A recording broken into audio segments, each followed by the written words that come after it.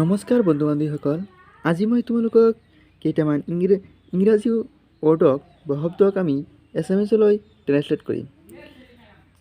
এনেধৰণৰ এছামিজ সাধাৰণ বাক্যবোৰো মই বহুতকেইটা ভিডিঅ'ত মই দিছোঁ, এছামিজত ট্ৰেন্সলেট কৰিছোঁ ইংলিছবোৰ।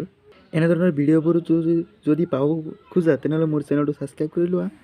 চোৱা, লুক মানে দেখা, হুক মানে হাকুটা, টুক মানে লৈছিল, বুক মানে কিতাপ, প্ৰুফ মানে প্ৰমাণ, কুক মানে ৰন্ধা,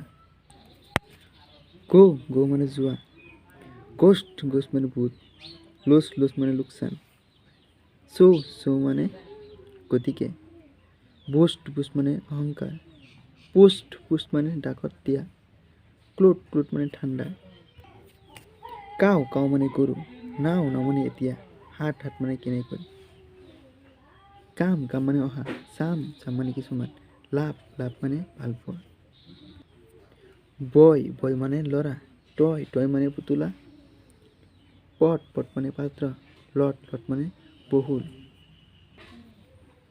পাত মানে কিন্তু, চাট মানে বন্ধু কৰা, চান মানে সূৰ্য, কাঠ মানে কটা, হাত মানে পূজাঘৰ, কাপ মানে পিয়লা,